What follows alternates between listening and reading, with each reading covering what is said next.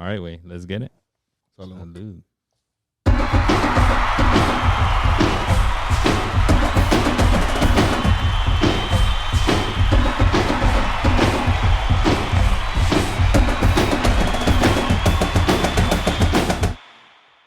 Let's get it. Let's go. ¿Cómo estás, mi Cesar? You missing meetings left and right, I know, dude. Ay. Good thing I don't miss like the goal side. I mean, it's important meetings. Yeah, those are the important ones. The ones that you don't make any money with, Cesar. Ay, así es la cosa. Yeah. Meetings on meetings, man. I mean, we each got our 9 to 5, right? And we're each doing things outside. You got coaching stuff. It's cosas así. Pues yo nomás me la paso de pendejo. Sí, so, like, so, what's that one saying? This is, en las mañanas no hago nada y en las tardes descanso. Sí. That's my life. No, I'm just kidding. No, but yeah, Cesar had a meeting and he just got out of it because he forgot all about it. It's not. I double booked more than forgot. Double booked yourself. But it's funny because whenever you double book yourself, you forget that you have the other thing, right? So yeah. You're just like, oh, I'm so free, dog. Yeah, I'll be at that meeting. And then you're like, mocos, cabrón. Se me olvidó. But yeah, así es la vida, mis buenos. Welcome back, folks, to episode 80. Holy cow, 80 of Goal-Sided. Yeah, we are 4/5 of the way to 100. Let's go. For my lovers of arithmetic. Yeah, we're moving and grooving, folks. We will remind you right at the beginning, please subscribe to us on whatever method of hearing and watching that you guys are consuming our content, YouTube, Apple Podcasts, Spotify, whatever it is. Subscribe, share it with a friend. Review it if you guys like it. Shoot us 5 stars on that platform because it would really help us keep moving. And we're making some big moves. We're getting closer and closer to some really anticipated things that we would love to tell you guys about. Yeah. But they're just a bit confidential. For the moment, you got to stay tuned. Yeah, so to see what we got in the works. Yeah, join the Discord because we'll start dropping some golden nuggets, as Cesar says, pretty soon. But some really exciting stuff. If you were on the live episode with me when I did the my haul of things from World Classic shirts, World Football, whatever the hell that website is, somebody dropped the note on something. Jeez. And I said maybe coming soon. So yeah, some cool stuff coming the turn of the new year. It's already December. It is, and I feel like this month is just gonna go by super quick. November, I feel like as soon as November hits or Halloween, like the next 2 months are a blur. For real. It's like you just got holidays, you got family visits, you got to go here, Friendsgiving and weddings, lo que sea. All of a sudden it's New Year. I swear it was just the beginning of the year, and it's already going to be 2024. I swear we just started the pod. Neta, now we're like officially like a year and a half in. Vámonos y a chingarle, güey. Y que siga la mata. Y que siguen. All right, folks. Jam-packed agenda per usual. We got a good amount in the top news. We got some host cities announced for Copa America. We got a little bit different on the pod in our top news. Some scientific studies. Because we're not only are we gentlemen, but we are scholars as well. So yeah, we'll talk about some interesting studies that were done on cognitive decline of soccer players. So that'll be fun. No wonder I've been feeling a little off. For real, neta. And then we got EPL, had a double week. We have La Liga going on. We got some surprises, some Cupsets, as they call them, in Germany. But a whole bunch of stuff going on, and we'll bring it on with Liga MX playoffs, MLS playoffs. And yeah, it'll be jam-packed. Yeah, man. Let's get it. Let's do it. All right, folks. 14 host cities were announced for Copa America. Cesar, give me the cities. We're going to start off in the East Coast. We got New Jersey, so MetLife Stadium. Charlotte, North Carolina, Bank of America Stadium. You got Atlanta, Orlando, Miami with the Hard Rock Stadium. In the center, you got Kansas City, Kansas, and Kansas City, Missouri. So where the Chiefs Chiefs play. Stadium and Sporting Kansas SKC. City. Okay. And then you also got Austin, Houston, and Arlington. And then in the West Coast, you got Levi, Santa Clara, right up here in the Bay. You got Allegiant Stadium in Vegas SoFi Stadium and State Farm Stadium in Glendale. So let's break it down a little bit first. A lot of things to call out. I think the biggest of things is that a lot of East Coast love, Definitely. right? MetLife Stadium and Charlotte, North Carolina, Bank of America Stadium, which is the Carolina Panthers and Charlotte FC's, Which is a really stadium. big stadium It's as a well. humongous stadium. It's like 60 to 80. 80,000, which is, we'll talk about it in a little bit, is a lot more compared to some other ones. But those two stadiums get the semifinals, MetLife and the stadium in Charlotte. And then the final is at Hard Rock Stadium, which is bigger than the Orlando Stadium. The Orlando Stadium, I think, is less than 30,000. Hard Rock Stadium is the Dolphins Stadium in NFL. It's a really nice stadium. And it's super nice, up to date, fits around 60 to 70,000 people. But all of that, and the East Coast deal. The West Coast, California has two stadiums, SoFi and Santa Clara's Levi's Stadium. They don't get a single playoff game. Not a single playoff game. They only get group stage games. Even West Coast overall, the State Farm Stadium, which is the Arizona Cardinals, and Allegiant, the Raiders Stadium, they only get the first round of playoffs. And then for the rest of the playoffs, it's East Coast. That's kind of crazy because Allegiant Stadium is one of the newer stadiums. It's like the best stadium in the U.S. right now. You got Vegas there. You got the Allegiant Stadium itself has like pools and jacuzzis and bars and like a super up to date. So does SoFi is completely like these West Coast stadiums are some of the nicest in the world. Yes. Right. But like maybe not SoFi and Allegiant are like the nicest looking as well. Yeah. The Levi's is fucking ugly from the outside, but like that's crazy that they're not even doing anything over here. I thought the final was going to be between Vegas and LA. Yeah. But no. But I think it goes to show, it goes to like what is happening with SoFi, how they're not up to date, like the width and, and the length. So maybe that played a big part. But the craziest thing is that MetLife gets so much hate for the amount of injuries that players get there. Whenever Mexico plays a lot of games at MetLife, it leads to a lot of injuries because of the shitty turf. It's sometimes bad weather in that area, right? So, I don't love that MetLife is getting that much love. I think Charlotte is like, I don't know. It's like it's a new hub for soccer, right? Now that Charlotte's there, they always sell out, which is great. I think that was one of the big points why it went there, because it's so big and it sells out. Yeah, but not even in Atlanta, you still have Mercedes-Benz Stadium is amazing. It's a huge stadium. If you think about it, there's a lot of big, nice stadiums that the U.S. has nowadays. Yeah, which is crazy because for the World Cup final, it was supposed to be SoFi, and then they started throwing it up now in between MetLife and Dallas AT&T Stadium, Jerry's World, the Dallas Cowboys Stadium. It's crazy that's not even in contention for the final here in Copa America. The other big thing to note, Kansas City gets two stadiums, gets a little bit of love, which I don't understand, because Children's Mercy Park, which is Sporting Kansas City's home field, is a capacity of about 21 to 25,000. So like, what the fuck, dog? That's insane. That's like, my first immediate thought is that they're only gonna fit in there like Jamaica versus Peru. They're not gonna bring Argentina versus Mexico there. Definitely not. Yeah, like, it's crazy. And then like they're gonna be like, oh, but the bigger game is gonna be across the street, 30-minute drive down the street in the Missouri side of it at Arrowhead Stadium, right? Which is crazy. I don't like why even do those small stadiums? Just get the big ones and just try harder to sell them out. I know there's gonna be some whack games. I mean, quote unquote whack, right? Because even like a Bolivia game and a Bolivia against a Canada would be a good game to watch.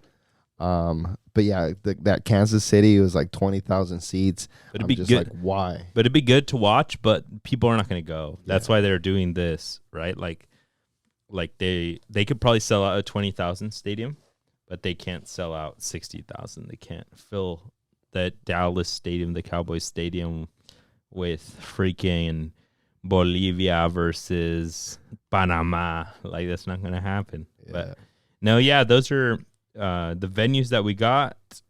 And I don't know, maybe we'll catch goal-sided at a game or two. I'm for sure down going to Levi's. Apparently Brazil is confirmed at Levi's.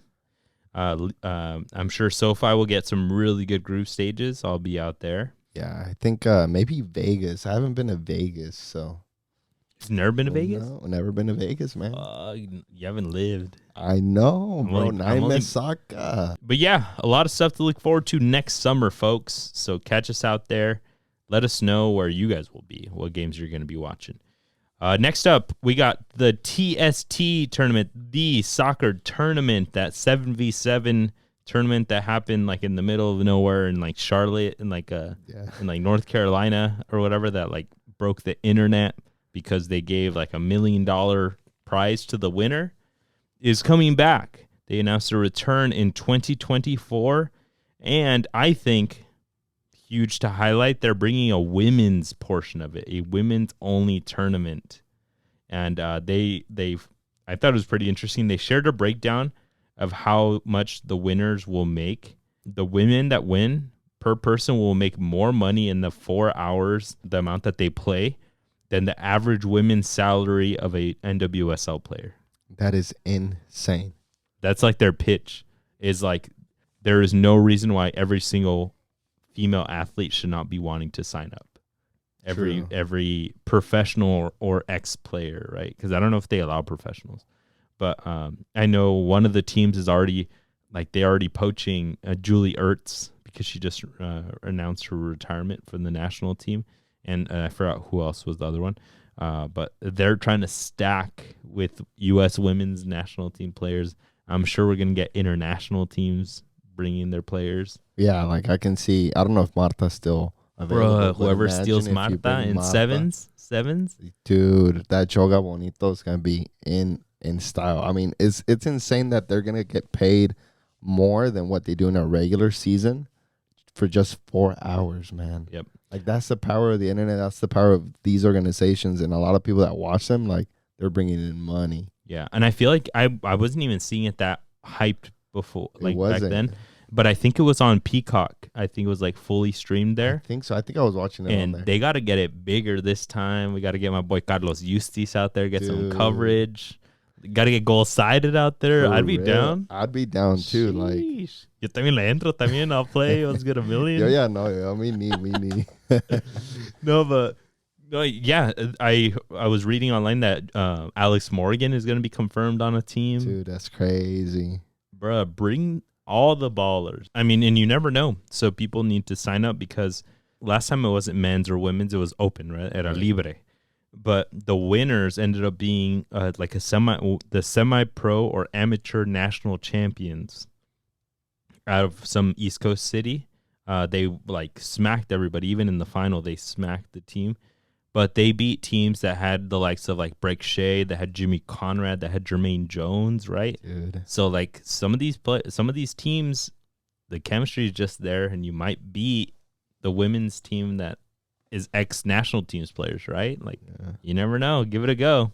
So let's bring it down to our last note on our top news, which isn't the most of nice and shiny news, but we're going to put our scientist hat on, and I'll read this headline. Heading the ball linked to cognitive decline in soccer players. God damn. New findings are the first to show brain changes related to soccer heading over 2 years.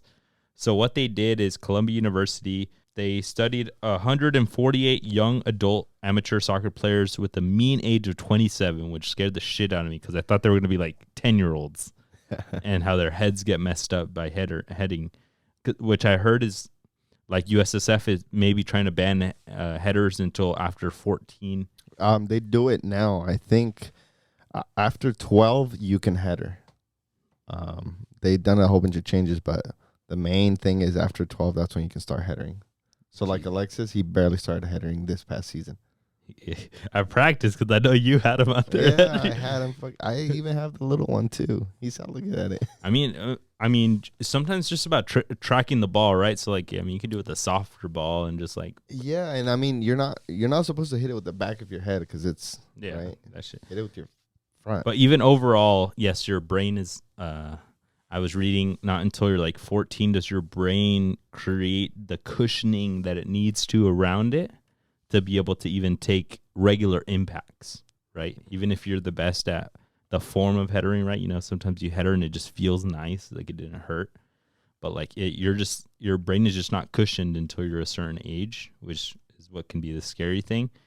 But yeah, they're linking it to a decline in brain structure and function over a 2-year period of time. Yeah, so this is a little bit scary. They're finding that if you do it consecutively over 2 years, it can actually change the way that your brain is kind of wired. Compared to the baseline test results, the high heading group demonstrated measurable changes in brain microstructure similar to findings seen in mild traumatic brain injuries. Basically, if you continue to do these things, you can have pretty similar effects to people that have actually had trauma, like head trauma. And yeah, it's just a little bit scary, man. God damn. Yeah, I mean, I've been headering all my life. I don't know. I mean, you never know, right? Could you have been smarter, right? Could you have been a little bit less dumb? I'm just gonna. Could you? Menos pendejito. I know, right? Are you that pendejo for a reason, or is it because you headed just a lot recently, right? Fuck. Maybe dude. I stopped playing for a year or two. Maybe that kind of reset me, you know? Yeah, kind of helped you out a little bit. Si no estuviera That's todavía true. peor. Yeah, that's true. But you're a keeper. You never header. No, pero I Maybe that's why you're think smart. I think Goddamn. just diving and just being like, you already have to be a little freaking cuckoo in the head to be Yeah. a goalie. To not have like, that fear. Yeah. Yeah, so it's just, I don't know, man. Like, could you have been a little smarter just because of headering the ball? No, for sure. A couple of weeks ago, we had our final, the championship game. I did at least like 15 headers. Like they Oh, kept for doing real? hella long balls, remember? And I Uh-huh. kept getting headers, but they were the good ones, right? Donde tú le das seco al balón, right? But like after the game, somebody on the team like dapped me up. I was like, "Yo, that head hurt," and I was like, "No, neta, it didn't. I got them all like straight right here, down, boom, boom, más controladito." There is no cognitive decline at all, folks, in this brain. All right.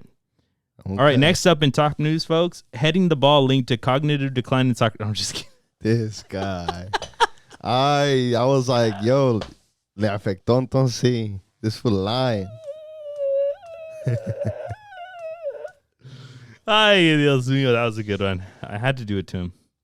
Let's bring it around the leagues, folks. We had a double match week in EPL.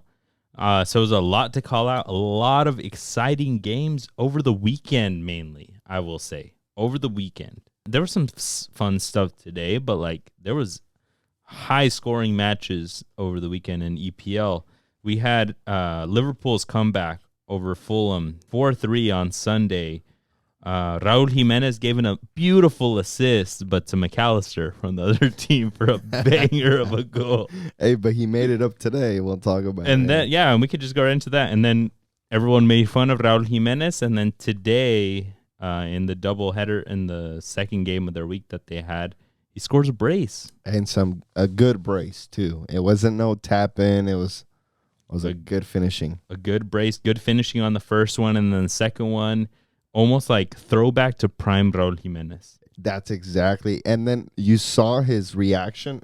And su cara, he was like, that's old me. Yeah. Like it just looked like that. And I was so happy to see that. It was like exactly old Raul Jimenez. Ball in the air, attracts it beautifully, pulls it down. Defender tries to take it away, bodies defender. Hell Ball yeah. between the legs, full speed, pulls it over here, beats the keeper, taconcito. Vámonos. Sácala, cabrón. Vámonos. And he's our starter for 2026. And ya con eso, Jimmy's like, that's my boy. That's my striker. That's my Sorry, I number don't 9. see any other strikers. No, but that's my boy. Yeah, I mean, I saw a lot of people being like, oh no, he's going to be starting now. Yeah, like, and then the Santi stands were like, no, Santi's completely clear.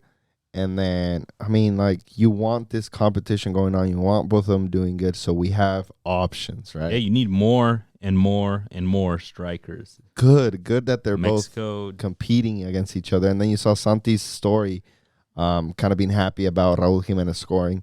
And it just goes to show, like, that internal competition is needed, but they're still there because they're comrades, they're brothers, and still supporting each other. I bet you Raul doesn't get the happy when Santi scores. Like, hijo tu perra madre. Maybe now he will. Maybe now that he will, that Santi, shouted him out like that. Yeah, Santi's just a fucking pure human being. Yeah, that was a homie, I feel like. Neta, for real. But TAA scored 2 goals over the weekend. A free kick, beautiful free kick, and then the game winner, which Liverpool scored 2 to come back towards the end. And then if we're just jumping between time, today TAA gave a beautiful assist, basically with his booty cheeks. Let's just call it out, y'all. Yep. I don't know what he was trying to do on that corner, but he readjusted his shorts and his shirt and his jersey, his kit, and it exposed the upper quadrant of his booty cheeks. He gave us a little flash right before putting an assist for Virgil van Dijk. Yeah, I was like, damn, this fool's extra on corners, huh? That corner against Barcelona. Oh, yeah. For Origi. Yeah, he just gave a little extra there, and then this one, he's like, I know this is gonna be a beautiful cross. Let me just show a little something to the fans. And then he didn't show no more booty, and he didn't get another assist. So maybe that's the trick, dog. Maybe just get a longer jersey and then just show that booty. I wonder if he didn't know what was going on. Like, I don't think so. He probably thought he was good, but his licras. Because when you pull your shorts down, you don't pull your licras. True. Right? But he seemed to somehow pull everything. And Alexis Vega. And I was like, wait, no, eso es para OnlyFans. No. Cobra, güey. Y sí, güey, eso no es gratis. And then female attendance went up 25% after the game. Let's go. No, I'm joking, folks. I'm joking. But Cesar, is TAA the best fullback in the league? Jeez, that's a big... I think he's up there. He's probably top 3. Picked up form a lot. He did. I think last season he was pretty... Who would be against him? Your boy. Trippier. Trippier is solid. As solid as it can be, and I think more defensive. Yeah. But very offensive still. TAA is just an offensive machine. Yeah. Right? You got... I mean, who do you got? Zinchenko. The Arsenal fullbacks, I don't think are at the level just because they're rotation, right? Yeah. But and they're more like Ben White. Isn't he more of a center back more than he's like a true outback? If Saliba and Gabriel weren't there, he'd be a center back. Yeah. So I don't know. I don't know if there's really a like true competition for both of those for TAA and Trippier. Who are the Aston Villa outside back? Matty Cash and he didn't play Digne. Digne is one of them. They're not the best. They're not that world class level. Yeah, I was thinking like Cucurella, or Reece James, but he got torched today by Garnacho. Yeah, I mean Walker's like been pretty consistent, but yeah, Walker would be up there. I think that's a 3. Yeah, I think those are the top 3 in the Premier League right now. Unless we're missing some. Give me one. Who's the top one? For me, it's got to be Trippier. He's a leader. He just defensively, he's really good. He's really solid, and offensively, like he can give you a really good cross and just fly down the line. I feel like TAA just lacks that defensive aspect. Something that Trippier is really good at.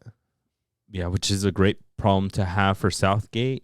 Yeah. All these outside backs, because they're all British. Yeah, Reece James as well. Reece James too. I would probably say TAA just because literally how deadly he is with those crosses and just the offensive play. I think he scores more than Trippier. Yeah, he does. But Trippier is more defensive. But when TA is on it like he is right now, man's a baller. Yeah, happy I have him on FPL. So damn, let's go. I don't have. All right, Manchester City over the weekend had a very exciting draw versus Tottenham, and that Tottenham squad, they just don't give up. They don't, man, and I feel like it comes a lot from Heung-min Son and the coach. Yeah, it's like Son had a brace before in the first 10 minutes. Respect to that fool. One was an own goal. Yeah, one was on his own goal, but I mean, what else can you ask? Like, they don't have a true 9, so he's stepping up right now and killing it for them. They do have a true 9 in Richarlison. That fool just doesn't no se ponen las pinches pilas. No, pues. And the lineup that they have right now, it is kind of tough to touch. Like, if Son is scoring, one was an own goal, but if he's scoring a lot often, right? Why would you put a different 9 in and move Son out wide and risk losing Son's productivity at goal, right? Yeah, exactly. But it's crazy. They even put Brian Hill, who looks like the fool from Tercer Elemento. With the braces? Yeah. They put him in at wing instead of putting Richarlison, which is where they've been putting him. But I mean, a lot of people are saying, who was it? Some dude in ESPN. But he was saying that Santi would be a perfect fit to go into this Tottenham team because they're missing that true 9 and because Santi needs that like next step, not fully into a Real Madrid, into a top team, but something like Tottenham, it would be perfect for him. I could see him fitting there, but hell no, dog. I don't want to cheer for Tottenham. What the? I mean, if it makes Santi better, I'm down to cheer for him for like 2 years. I'm gonna be praying on his downfall if he goes to Tottenham. No. Especially, imagine Arsenal. He scores against Arsenal. No, I'd be happy because I know, but you're not an Arsenal fan. Por eso es la cosa. But you know who's going viral? Who? Haaland. Not for his performance, because he did not score. And honestly, I think that's what led to this, is that he didn't score. He didn't release that anger that he wasn't able to release. The tension built up. He did once he put his hair down. He put the hair down, and then he just shit flipped. So it was 3-3 at the like 90+ minute. Yeah. He gets fouled, but he gets back up and puts a beautiful through ball to Julian Alvarez, who was going to go through on goal. But the referee pita la falta, so he stops the play for that initial foul. Crazy. And he went berserk, right? Lost his shit. And then a minute later, the ref finalizes the game, and everybody just piles on the ref. Yeah. Haaland lets his hair down. He's yelling at the ref, and it goes like viral. Yeah, he's going crazy. He looks like Yardos. Have you seen that picture on Twitter? He looked like Yardos yelling at the ref with his hair down. And then he, I think one of the training staff calms him down a little bit. Is heading towards the locker room. He's already fuming.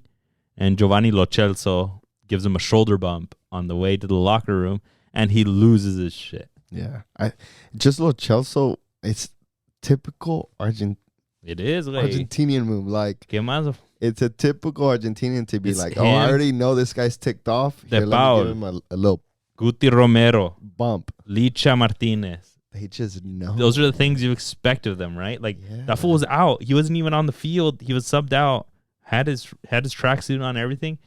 Sees Haaland coming, bumps him, and he's like, "Yo, that fool. What's his name? Lo Celso's like full of ego because he scored that game. He did score to tie. I think it was a 3-3. So he's like, yeah, I scored. I toma a little shoulder bump. What's good, man? You didn't score today. Haaland went crazy. Got all of his words out. I'm assuming that Lo Celso probably didn't understand. And then Pep jumped in and got pissed at Lo Celso too. He started telling him, "Tu madre, cabrón, tuya, tu abuela." No, he says it in Spanish. But yeah, that game was wild. That ending was wild. It was a great game on the field as well.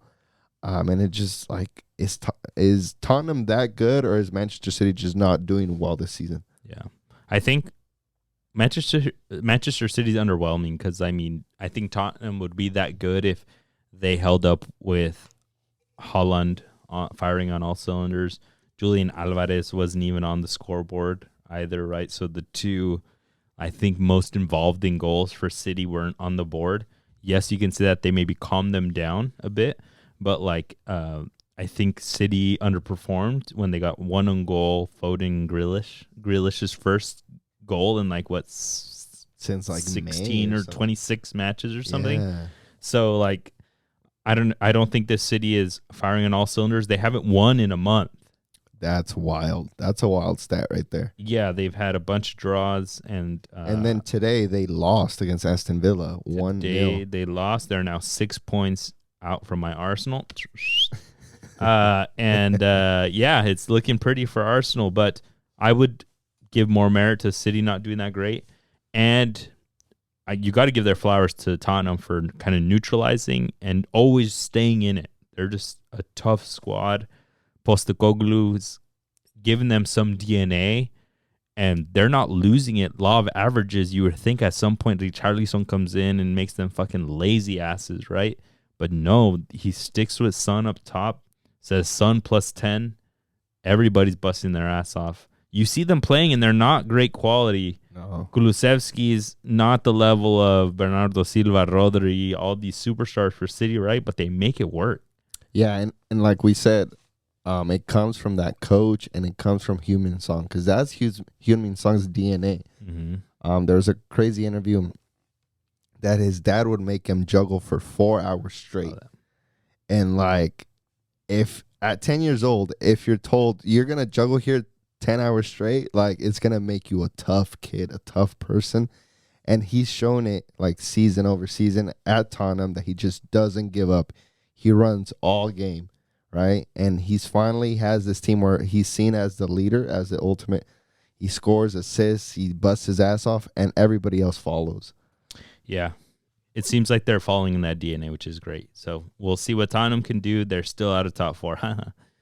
All right. Arsenal, let's talk about some real teams. They beat Luton Town yesterday. Muy apenitas in a tight one, which is honestly kind of disappointing for me because why can't they just get a clean sheet? Jesus Christ. Over the weekend, Zinchenko had such a shitty play against Wolves where he fed it right into Mateus Cunha, and then Cunha just got a little touch. Boom, golazo, right? But then this was yesterday when Arsenal beat Luton Town. Arsenal was losing 3-2 at a certain point. Barkley scored that Chelsea reject. Jesus Christ. Like, who's been killing it for Luton. He has been killing it, putting that team on his back, and like they look different with him on the field. Oh, yeah. So it's good on them, right? But Arsenal, 2 of those goals, completely Raya's fault. I'm gonna throw out a theory here. Okay. Last season they looked better defensively than they did this season. Arsenal? Yeah. Yeah, they can't get a clean sheet this year. Ramsdale was their goalie last year. Yeah. This year they've had this weird switch of Raya and Ramsdale, and then Raya making some mistakes, and now Ramsdale having this ADHD, this nervousness that on goal the defenders are like, well, like, we're nervous. We have to compensate for our goalies. So now we're having these mistakes. You have Raya. 2 of the goals here were because of him. Yeah, easy. Like, the ball went through him. Mikel Arteta did come out and say it wasn't him. Okay. That it's not the how tight the game wasn't his fault, right? He's not saying the goals weren't his fault, but that it wasn't his fault that it got to that point, which, I mean, makes sense. Because I also, to your point, they lost Tomiyasu now pretty long, kind of mid to long term for his calf injury. Ben White's been injured, which is why Tomiyasu went in and started killing it, but now he's injured. Zinchenko's been injured a lot. Saliba had like back issues. A couple weeks ago. Yeah, Gabriel's been in and out también. So like that whole back line's low-key been shuffled around. So I think that, along with not having the confidence from your coach, confidence from your keeper on who is behind you. Yep. Right? And like hearing that same voice every game is just not there, because sometimes it's Ramsdale, sometimes it's Raya, and maybe you don't agree with what the coach is doing with it, right? Like all those things coming into play, I think just makes it tough for them to keep clean sheets when they should. They should. You're number 1 in the league against Wolves. Just don't give up a goal. Wolves, I think Luton have been on the up and up, mainly because of Barkley and some other players. And they were playing at home, so they were motivated, dude. Like, when they were up 3-2, it literally sounded like the craziest environment. Yes, and I saw the stands, and the stands are like 5-6 rows deep, and that's it. But that stadium was living, man. Yeah. They were so happy. And I'm sure that even after the game, they're like, yo, we just went toe-to-toe with the number 1 in the league. Like, we're in a ready. great place. We're good. And they're currently not in relegation. They're 2 points up from Everton for the last spot. So, I mean, their fans must be feeling okay.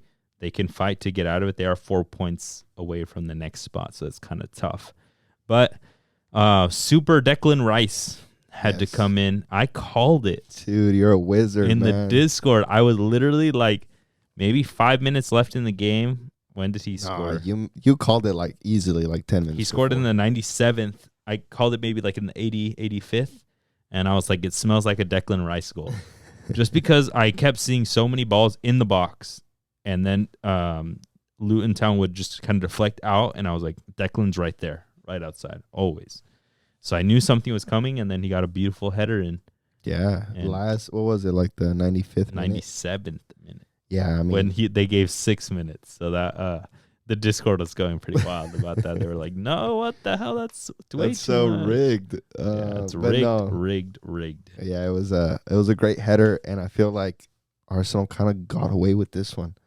Just somehow They did. that 100 million or whatever Declan Rice was worth, they're like, "Yep, perfect. What we paid for. I'm glad we did." There's the GoFundMe now to pay West Ham 20 million extra because they said they robbed West Ham. Yeah, I mean, I don't think so, but okay. yeah, I mean, Arsenal are top of the league. I feel like they're sleeping nice and well and getting ready for the next game. Are we? We're talking La Liga. Everything stayed the same because the top 3 all got W's. Real Madrid, Girona, and Barcelona all got wins to keep themselves in their place. Girona corrected themselves after getting a draw last time, which we said is not how you keep up with Barcelona and Real Madrid. But Las Palmas is one that we wanted to call out because Julian Araujo, El Mexicano, got another goal. 2 goals. Since joining Las Palmas, the first one was Copa del Rey. Yep. The first one in La Liga. But those points are gold. They're above mid-table now. Yeah, and that play he started, right? He started that play going up the right flank, and then there's a couple of rebotes. It went out wide, and then somebody put in a cross for him. Yeah, he jumped into the box after a couple of deflections, just kind of destroyed play. You just get in, got a good cross in, and headed it home. Yeah, and it's really good for him. It helps his confidence. It lets Barcelona know, yo, like, I'm here, I'm doing good, I'm scoring. Call me back. Yeah, at least as a suplente, like, I should be the number 1 backup, right? Like, you don't have to go looking for other people. But yeah, Barcelona got a win over Atletico Madrid, which was gold for them, off of a Joao Felix goal in the 28th. And then what does he do? He celebrates it like if he doesn't belong to Atletico. He celebrates a little too hard for my taste when you're on loan from the team that you just scored on. Yep. A lot of players, you know, they take the high road. They chill out. They say, "Oh no, nothing." At least they weren't at their stadium. But usually players will be like, "No, respect to them, right?" But no, he hit the Beligol celebration on them. He did, and I was like, "Oh, I don't know, man. You're gonna go back at the end of the season." And He has like, been. He's gonna be like, "Hey, what's good, guys? hey, everyone, dab me up." How y'all doing?" No, but he has been very vocal that he wants to be at Barcelona. He does not want to be at Atletico, right? Yeah, he even went to Chelsea is how much he wanted to get out of Atletico. That's saying anything. But yeah, That's saying a lot. That's saying a whole bunch. But that was a bit distasteful. Yeah, but I mean, good for Barcelona. If you're a Barcelona fan, you were loving that piece right there. And they keep up, right? They're still in third place with 34 points, 4 behind Real Madrid and Girona. Yep, and Real Madrid got a 2-0 win over Granada, correct? Yep. Over Granada, and they had a couple of key injuries. Your boy Dani Carvajal. Yeah, Dani Carvajal came out with an injury. It looks like about 8 players from the starting squad are injured. So Real Madrid with a lot of injuries, but I bet you that Real Madrid DNA, they're going to still keep up. Hospital FC. Do you see that video of how good Benzema was when he was at Lyon? Yeah. That's just crazy. He was crazy. That fool looked like prime Ronaldo. Like, he was like... Yeah, but like, which is like a skill that, like, I mean, this final years, he's obviously slowing down, right? And he was more of the maton in the box, but like... But even then, like, you saw that, like, that prime Benzema, you saw Real Madrid, you saw it when he was at Lyon, when he was like 21. That's what I'm saying. The highlights of him at Lyon looked like he was doing it all himself with Lyon. And then he goes to Madrid, he has all the help, right? So, like, he's one of the best strikers in the world, won Ballon d'Oro 1 year. But, like, he was more of the killer in the box. But seeing those highlights, I'm like, holy shit. Like, damn, my boy had that FIFA street in him. Goddamn. Estaba rapeado, too. Yeah. He had that bald skinhead. For real. That fool's on it. All right, but yeah, the La Liga race for the top is going to keep heating up. We'll bring it on to Germany just because the main thing that I want to call out is the DFB Pokal. FC Saarbrucken continues their tear. Otra vez te lo va a decir, FC Saarbrucken. Okay. Learn them. If y'all don't know, now y'all know. Third division, mid-table. They're the team that defeated Bayern Munich a couple of weeks ago in the DFB Pokal. They just eliminated Frankfurt. Let's go. 2-0. How do they keep doing this? They just got that DNA, bro. They're mid-table in the third tier of German football, and they're hitting big. Bro, but watch the highlights of this and the Bayern game, but mainly this. They have some players, like you just see the normal play. It doesn't look like there's two divisions splitting them. And maybe that's just that grit from German lower divisions. But, dude, they have a striker that honestly gives me like Mario Gomez vibes in Germany. Jeez. Like, he looks kind of like Fulkrog over at Borussia. Borussia Dortmund. Just a big body, fucking hairy motherfucker. And he has the Batman mask right now from injuries. But, dude, that dude scored. I think he scored the first one. And then the second one hit off of his face mask. When he went up for a header, he slipped. It hit him, and it fell to the other guy, and then he scored it. And the crowd went wild. This team has one of the craziest ultras for such a small stadium in a third division. Yeah, I mean, their stadium looks bigger than what it is because just of how nice it is.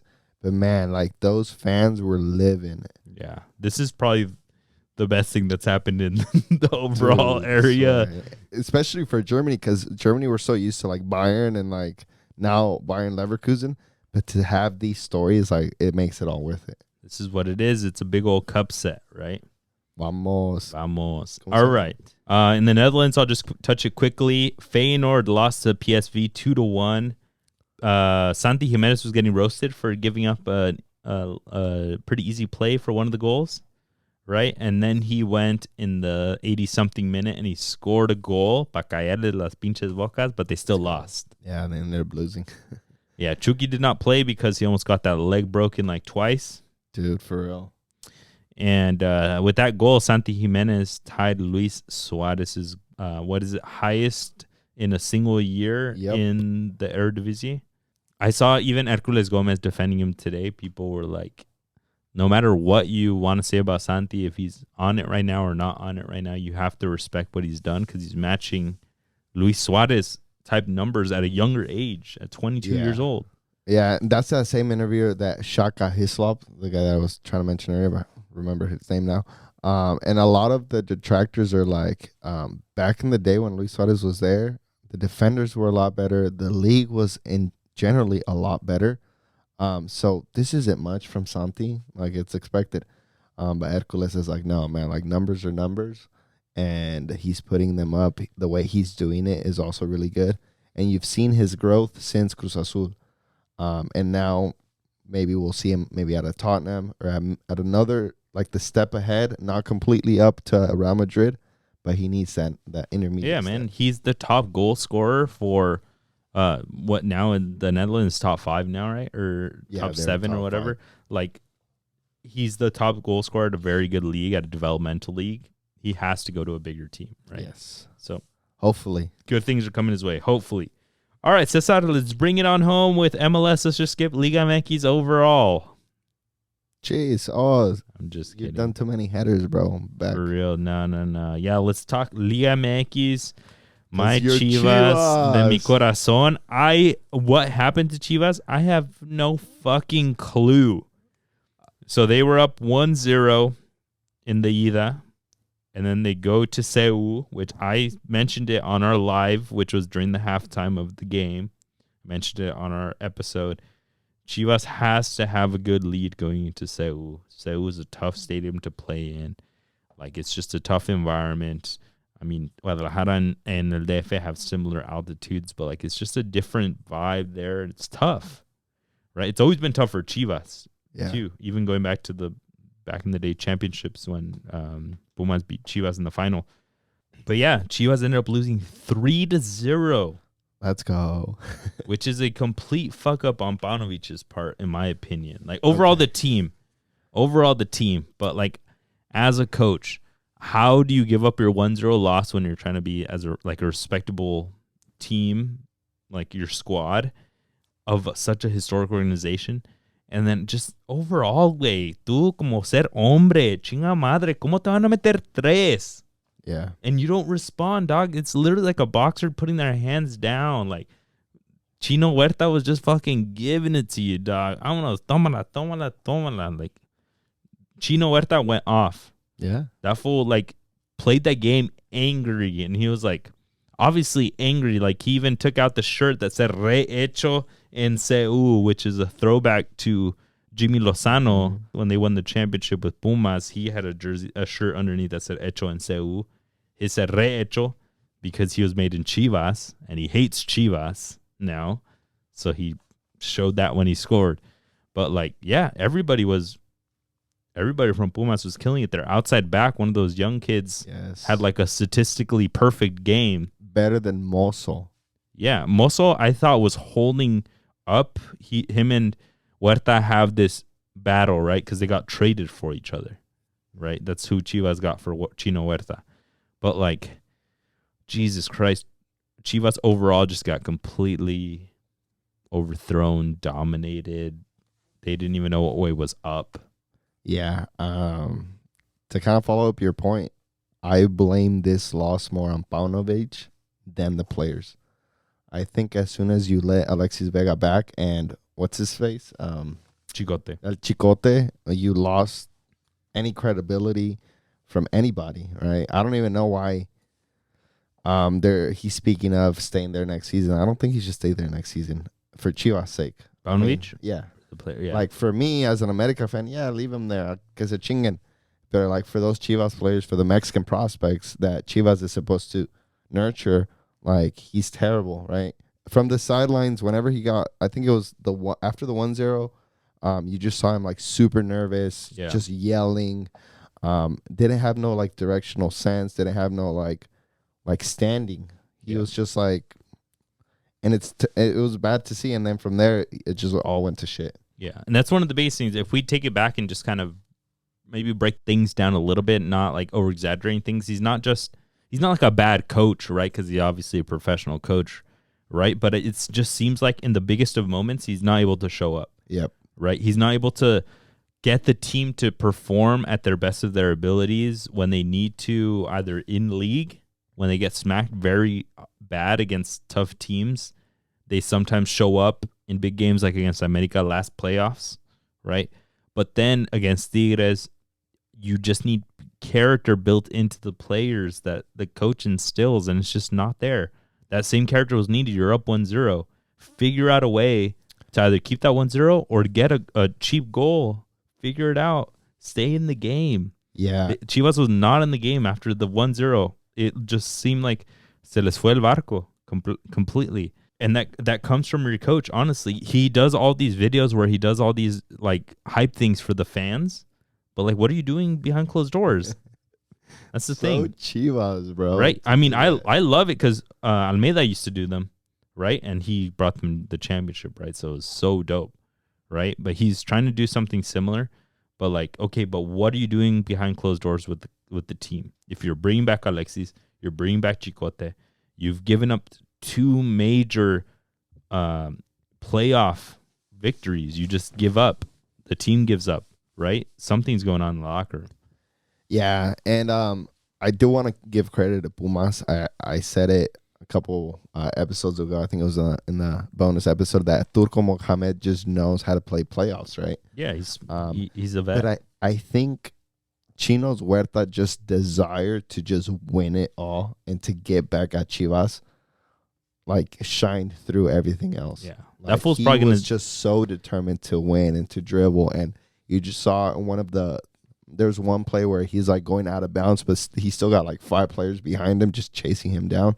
Like, así los traía. Yeah. The thing that I'm not worried about, but, like, I'm just like, oh, shit, it's going to happen, is he's going to turn off the next game. And it's just going to be like, oh, he was pissed off at Chivas, and now they're going up against Tigres, and, oh, shit, de repente ya no puede versus Aquino. I mean, it's because, like, for me, if I were the coach, I would have said, yo, whatever ball Cesar Huerta gets, we better bring him down. Yeah, you got to chop it down. Así traían a Saka, Luton Town. Yeah. And I said in that's what Alan Mosa sure done. Brother, don't try to beat him. Don't try to be better than him, right? We're up 1-0. Wait, agarra el balón, vámonos para abajo, cabrón. We're still up 1-0, and you're not getting anywhere close to my goal. Mozo, te toca a ti, ahora le Briseño. toca a Briseño, Briseño, ahora le vámonos. toca al Chapito, chingatelo. Right? And, like, I mean, it was a shitty goal. The first one was the own goal. Yeah. That's shitty. Right? And then the penalty that Chino Huerta scored, that's also fucking shitty, right? But, like, you're just shooting yourself in the fucking leg. Like, dog. And we know you're not a team that can score at will with those shitty-ass forwards. It's Marin. And then you bring JJ Macias, all of a sudden, that fool's knees probably not 100%. Like, he's probably all drugged up, bro. yeah, that that shit's still an His open wound, knees, dog. Déjalo recuperarse. Fuck. But if we're just talking super quick solutions, I do think a veteran is needed in that locker room. And I think, fucking cancel me if y'all want football Twitter, Chicharito needs to come in and teach these kids to grow the fuck up. Yes. Right? You need a player front half forward that can teach you how to win a game.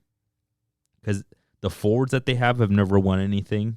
No. The mid that they have never won anything. Weirdly enough, who's won the most out of the whole squad? El Pollo Briseño, U17 captain in World Cup. And that's why I give him some fucking slack sometimes, because that fool knows how to win something. Yeah, right? and No he's puede been ser el abroad, mejor. right? No puede ser el pinche mejor. But yeah, like Conejo Brizuela has won a championship, but that fool's not showing up. Chapito won that championship with Chivas, but he's not showing up. So, like, brother, bring back Alan Pulido, bring back Chicharito, bring back whoever you can. I think Chicharito would be a big shout. He's been through a lot.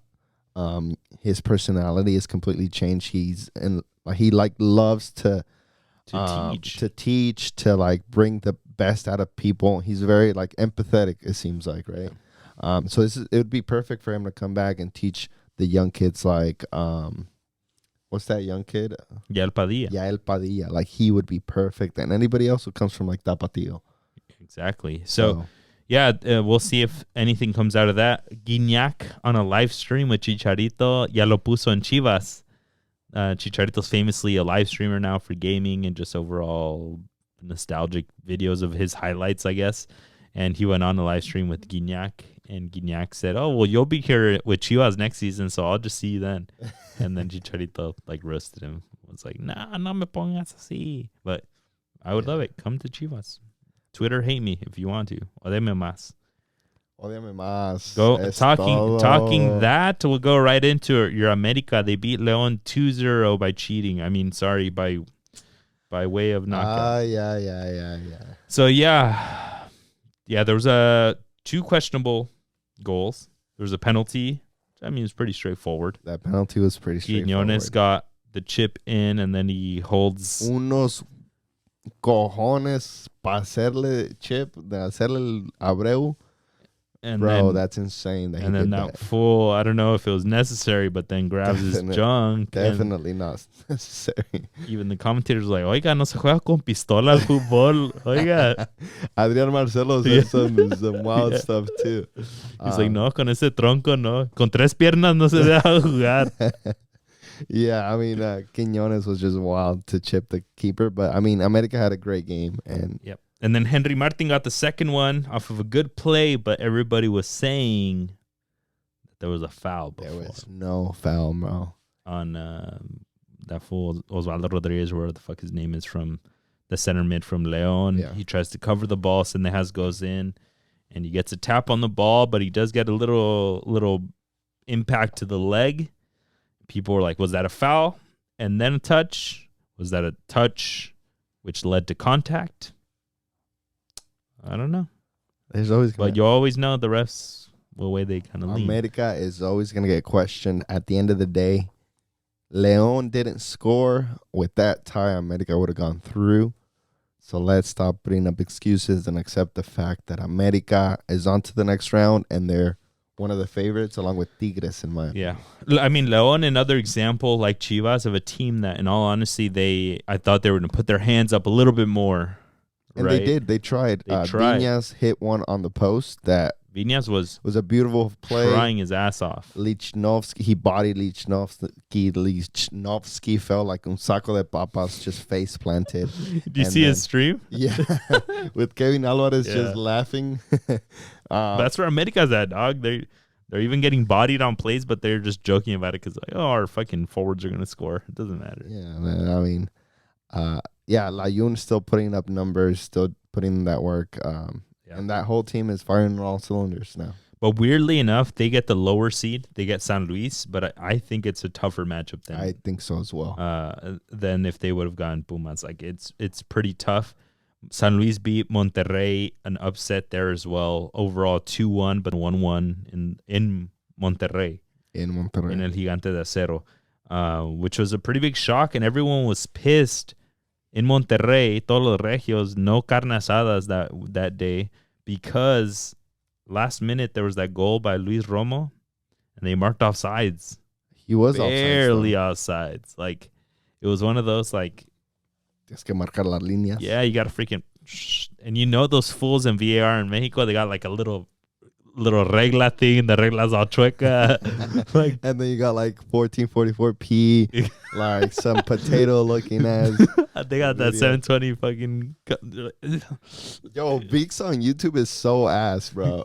Bro, everything they got is ass. But I mean, no, it was offsides. They did have to draw the lines. Monterrey just played terribly first game, and then second game they're like, yeah, I mean, confiados and shit. But Atlético San Luis has been killing it. They played their game. They have some studs. It's how it is with some of these teams that are kind of one-hit wonders. One season they do great, and then they just go right back. They sell their players, and then they go back to being booty. They have like 3 players. Their striker is Brazilian dope, Murillo, and I forgot who the other dude is, that are just fucking speedsters. They are. Right? But if you have a team that can neutralize them, that can kind of figure out the spacing to play them, you might be able to dominate them like on America. Yeah, and with Bilbao at the back, right? They have the Spaniard, tall Spaniard, who is just commanding that back line. They leave you no space. They're easy for that counterattack, right? Yep. You take it. Yep. America, I don't know. They could play small ball. Dude, it's going to be tough for America. Cendejas, Cabecita, Quiñones, and all these just Henry Martin. Yeah, but I mean, we have been pretty good defensively ever since that Juarez game, but it's still like nerve-wracking when you have most of the ball and then one of those plays, si te agarran de contraataque, wait, like yeah, they're gonna. But you already know America's gonna be ready with the checkbook in the stands. The owners are gonna be like, hey, wait, ¿y ese güey de San Luis? No. A ver, ¿Cómo se llama? ¿Cómo se llama el güey? Ahorita, ve, agárrame su número. Ahorita lo firmo, cabrón. Y Dile no nos que mete venga gol. para acá. Dile que le doy 25 millones y no mete gol ahorita. Okay. And then the fourth game, Tigres beat Puebla 3-0. También otro equipo didn't put their hands up. I thought Puebla would have had more. Guignac took this completely, the whole game by storm. Free kick, other golazo. Like, he was just killing it. This guy's a monster. And then Nico Ibanez came in and scores a fucking Giroud bicycle kick. Yep. At free will, man. It's Casual. just this Tigres like on script, right? Like off season, they turn it on. They weigh, pesan esos jugadores like Guignac, like Nahuel, like Ibanez, like Aquino, and the young players are showing up too. And Linus is all of a sudden turning it on. Marcelo Flores gives you flashes. Cordova is putting in work in that center mid, that 10 spot. Like, man, don't forget, Cordova was MVP of last year's playoffs, right? So if that fool's gonna turn it on, yeah. And then they got Ociel Herrera too, man. Like, Jesus Christ, all these young like electric players, they got them. Yeah, so it's gonna be good. Tigres goes up against Pumas, so that's gonna be a tough match. De los felinos, Bicampeón Tigres or no? Bicampeón. I mean, because I hate America, I gotta go Tigres. Jeez, of course, man. No, America. Campeón. Yeah, but I can see easily a Tigres America final. Tigres San Luis would be low-key whack. Yeah. Puma San Luis, no, snooze fest. Puma San Luis, yeah, snooze fest. But I'll guess Tigres champions. Who would you guess? San Luis? No, America. Okay. But I don't know, man. Like, I want to see the odds on on the betting websites and put a little $20 on that. On America? The lowest, the one that give you the most. Oh, the one that's the lowest is San Luis. Probably. Because they have a tough matchup now. Pumas, yeah. We'll see. But yeah, no, I want America. Of course I want America to win. But it's a tough game. Yeah, it's gonna be a tough one. one. Not gonna happen. They play right now too. Yeah, ahorita a las 7. Ya vamos. All right, last but not least, MLS. We got the MLS Cup final coming up, but we already know we had some fun stuff over the weekend. We had the Hell is Real rivalry, Columbus versus Cincinnati, and everybody was like, Cincinnati got first place, papita. They're going to win, and then they can host the final in their home because it's not like Liga MX where you play ida y vuelta, right? And here they set one location like the fucking Super Bowl, and that's where the final is, and it's in Cincinnati. And Cincinnati just had to defend a 2-0 lead. And what did they do? And they bottled it. They pulled an Arsenal. Cálmate, cabrón. They lost 3-2. 2 goals in regular time, right before the last goal coming, right before the end of the game. And then Columbus got a goal in overtime. Didn't even get to penalties, dude. And the whole stands were fucking sad as shit. Pa que se les quite. For real. This Columbus crew, man, like, they're beasting. They're on fire right now. And in my opinion, they're probably the favorites going into the MLS Cup. Yeah, Columbus is going to be, I mean, LAFC is trying to repeat, right? But Columbus has a stacked starting squad. In my opinion, they have a very strong team. Even though they got rid of Celarayan, they got Diego Rossi from Europe. And Chucho Hernandez is firing on all cylinders up top. And they got an unsung hero with Christian Ramirez coming off the bench to score the game winner.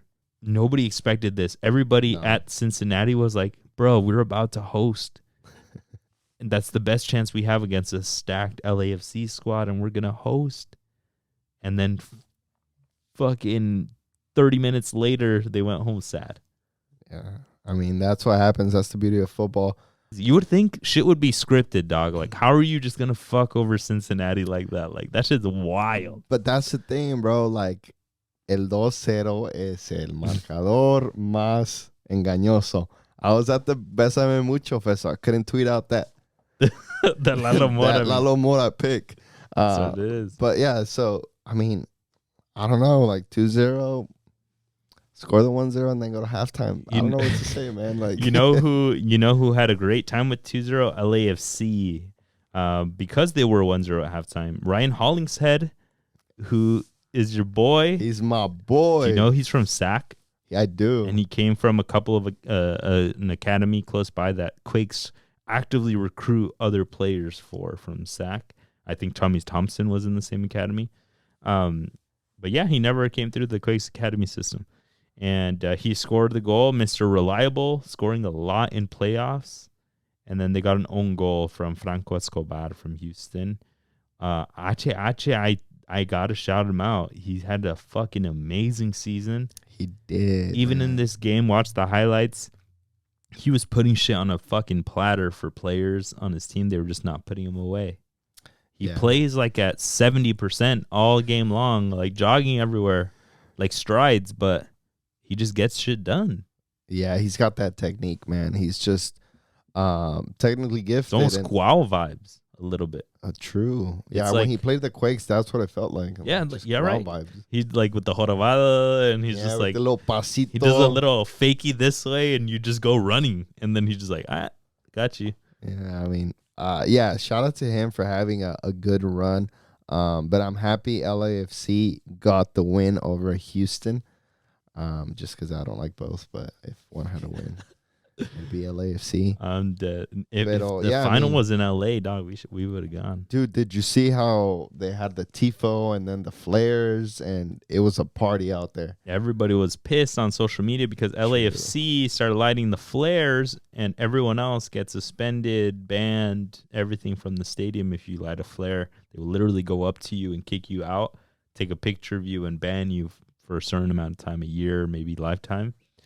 But in LA, it's fine, right? But it ultimately comes down to nobody gives a shit in LA. Everyone's hella ghetto in that stadium, which we love, right? Like way. It's like you're at a fucking Liga MX game, like you're at a Copa Libertadores game. Like it's a good fucking time. I mentioned it on Twitter. I go to the Quakes games. There's like one flare lit, and the old people around my season ticket seats, they're like, oh, who can I complain to about all the Karens, this noise and this smoke? I can't breathe. And I'm like, chingas a tu madre. Like, it's so bad. Like, bro, it's fun. It's soccer environment. It's just so American. I hate it. Like, just let the passion come through, man. Let us have fun. It's our Saturdays, our Sundays. Like, let's just party. Sabadazo de fútbol. Speaking of Sabadazo de fútbol, let's get it, Cesar. All right, let's give the folks something to watch over the weekend. So in the Premier League, you got the Tottenham against Newcastle. My boy Up the Tunes are trying to get into the top 4, so they got to get through a really tough Tottenham first. Lit. I don't have a single Premier League one, I realized. I actually had maybe I'll bring it up right now. But we got the MLS Cup final. We got Columbus Crew versus LAFC in Cincinnati, who sadly got upset and will not be hosting. Can LAFC repeat? Will this be Carlos Vela's last game with LA? Who knows? In the Bundesliga, you got Stuttgart against Bayern Leverkusen. Bayern Leverkusen hasn't lost since like May or June. And they're top of the league. And Stuttgart has been on fire at least recently. They got Kuriasi back. So we'll see if Stuttgart can pull an upset here. All right, in Liga MX, we got a semifinal. We got Tigres versus Pumas. Now that Chivas is out and I don't really care about my life, maybe I'll tune in. Maybe I'll be too sad to tune in. But yeah, it's going to be a good one. Pumas trying to upset here, but we all know it's Guiñac time in the playoffs. Keeping it in Liga MX, we got America against Atlético San Luis. America is going to have a really tough time breaking down that Atlético San Luis back line, but if anybody can do it, it's at America front 3. So we'll see what happens this Saturday. Yeah, taking it down south in La Serie A de Ecuador, we got the final, Independiente del Valle versus LDU de Quito. We know some of these teams put out big names like Moises Caicedo. If you got the time, check it out. We got the championship game. In La Liga, we got Real Betis against Real Madrid. Real Madrid trying to keep pace with Girona, and Barcelona is right behind them as well. So we'll see if Guardado and company can steal some points from Real Madrid. And lastly, I got La Copa de Liga de Argentina. We got the semifinals down there. River Plate versus Rosario Central. Rosario Central's got the boy Malcorra. He's been compared to Peso Pluma because he's got that mullet going. I would like to say he's the OG of the mullet because he was at Atlas a couple of years ago. He was in Liga MX and was rocking that thing nice and strong. But we'll see if he can use that mullet power to get an upset versus River Plate. Cool. Let's bring it on home, Cesar. Yeah, so thank you guys for tuning in as always. If you're new to the pod, follow us on all social media. Leave us a rating. Join the Discord. We're always chopping it up in there. And if you play FIFA, join it even more because we play pro clubs. Let's get it, folks. Talk to you soon. Peace. Peace.